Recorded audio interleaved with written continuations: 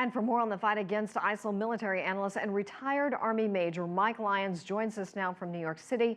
He's a senior fellow with the Truman National Security Project, a leadership institute on national security. Mr. Lyons, thanks for joining us again. Thanks, Susan.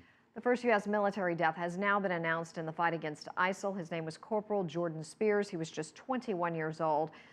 We know he was a U.S. Marine who ejected from a troop transporter in the Persian Gulf on Wednesday. Do we know anything more about his death?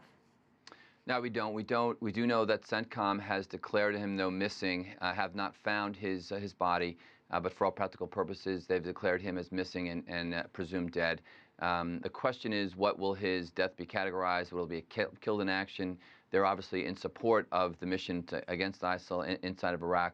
It's a terrible accident. The VS Osprey that he fell out of there was likely just in support doing some training missions. ISIL now reportedly in Kobani. How significant is this that they have actually made it in there and secured that town?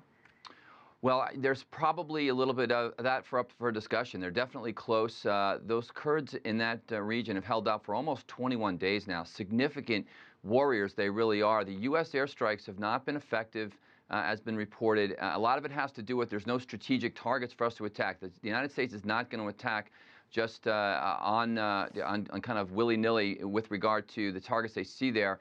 They're only targets of opportunity, so that's why you're not seeing more success with the airstrikes inside of Kobani. I see. And what about in Anbar? We just heard a report from our reporter there on the ground in Erbil saying that so many civilians there, it's been hard for them to, the Allied forces, to get in there and weed them out. Yeah, that's the issue right now. The air can do only so much, but you're going to have the Peshmerga forces on the ground to really not only hold that city, but then take it should they defeat ISIS inside of the city. The airstrikes can blunt any advancements of any people trying to help re-support them, but that's about it. That shows you the limitations of those airstrikes there. The Pakistani Taliban now coming out saying they support ISIL. What do you take from this? Well, Susan, that's all about getting the al-Nusra Front and other terrorist organizations that are inside of Syria to be on the same side as ISIL and to have them work together. If they decide to do that, there'll be a much better combat and much better effective force with regard to taking cities inside of Syria. The key for ISIL right now is to really gain control, full control of Aleppo, possibly then move on Damascus and really gain more ground inside of Syria. Is that possible?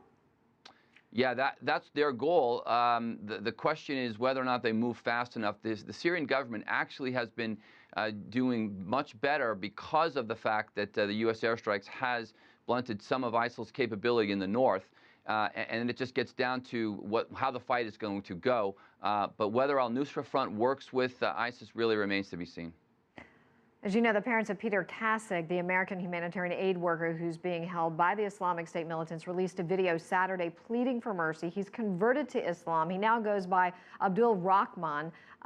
Do you think this will have any bearing on his fate at all? It's difficult to say, and likely it will not. It's just such an unfortunate situation.